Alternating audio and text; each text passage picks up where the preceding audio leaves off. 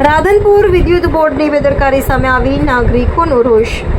પાટણ જિલ્લાના રાધનપુર શહેરના ward number 3ના દરબારગઢ વિસ્તારમાં વિદ્યુત બોર્ડની બેદરકારીને કારણે સ્થાનિક નાગરિકોમાં ભારે રોષ છે। છેલ્લા 10 દિવસથી આ વિસ્તારમાં વીજ કનેક્શન અને તાબલામાંથી વારંવાર શોર્ટ સર્કિટ થવાની સમસ્યા ઊભી થઈ છે।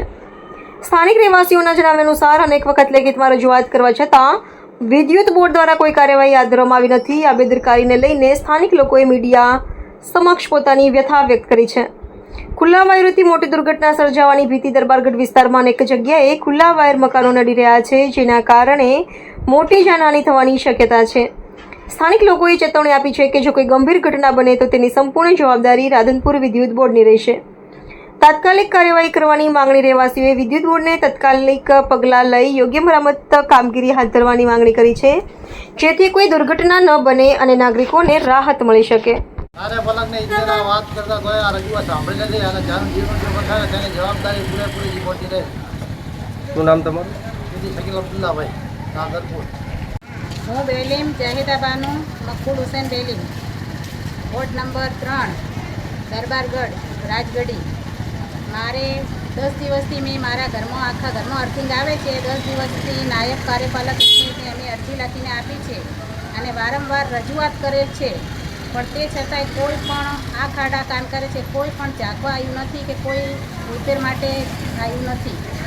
અમારા છોકરાઓનું અને અમારું કોઈને પણ જાનહાનિ થાય તો એનો વીજ પુરવઠા જવાબદાર રહેશે। રાધનપુર દરબારગઢની અંદર આ લોકોને નાયબ કાર્યપાલક ઇજનેરને હાથોહાથ અરજી 9 દિવસથી આપી છતાં કોઈ પણ કાર્યવાહી કરતા નહીં અને લોકલ માણસો રિપેરિંગ કરવા આવે તો એ લોકો દાદાગીરી કરે, બરાબર। એટલે આના અંદર જાનહાનિનો ખતરો છે। જ્યાં ત્યાં વાયર છૂટા છે, કોઈ ગેટ ઉપર છે, કોઈ ઘરેની બાજુમાં છે, કોઈ કપડાના અંદર છે, બરાબર।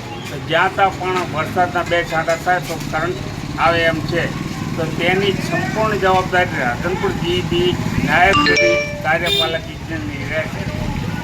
એ જાણ સારું મેં આ ભાઈને બોલાયા, એમને ઇન્ટરવ્યૂ લેવાયેલ, બરાબર। કોઈ પણ જાનહાનિ થાય એની જવાબદારી સંપૂર્ણ જીબી રાધનપુરની રહેશે। તમારું નામ?